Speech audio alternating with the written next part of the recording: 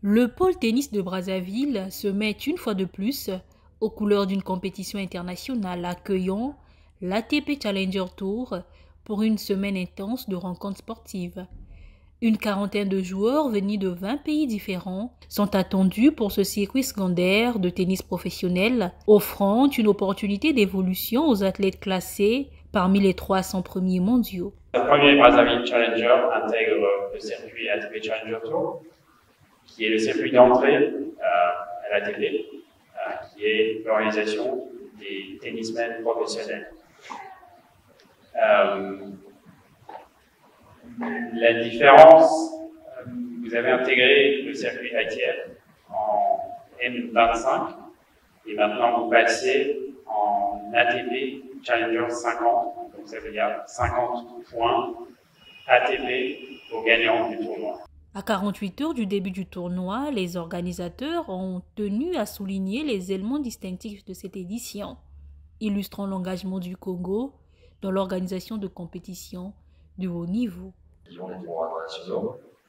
Le Challenger organisé à Brazzaville la semaine prochaine intègre la deuxième division des tournois internationaux, qui sont les ATP 50, 75, 100, 125 et 175 pour quelques tournois dans le monde. Et après, on passe à la catégorie, la première division, on va dire, on va se comparer un peu au foot. Et donc, c'est ATP 250, 500 et 1000.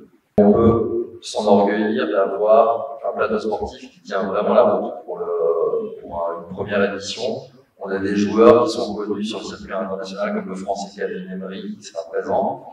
On a Philippe Giano, qui devrait être la tête de série numéro 1 du tournoi, qui aujourd'hui, c'est pas un joueur boom, à qui on va donner une wildcard parce qu'il n'avait pas eu le temps de s'inscrire, qui doit être autour de la 213e place mondiale.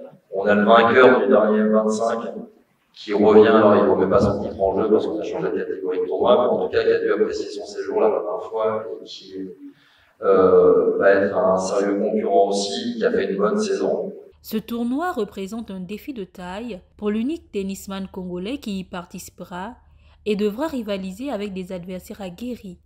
Une participation certes modeste, mais révélatrice de l'exigence de la compétition. Il y aura un seul Congolais pour l'instant qui va compétir ici. Je vais être honnête avec vous, les raisons sont très simples.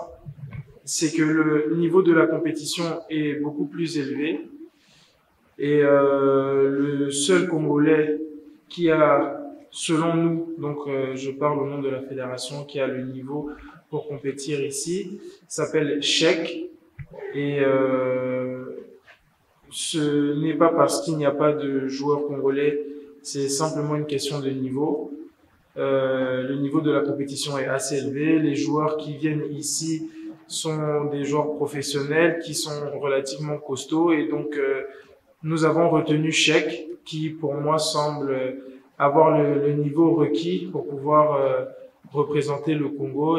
Cette nouvelle édition de l'ATP Challenger Tour, la première au Congo, marque également une étape importante pour l'Académie de tennis de Brazzaville. Elle confirme le dynamisme de cette structure qui, à côté de la FECOTEN, au fil des événements, positionne le Congo comme une destination de choix pour le tennis international.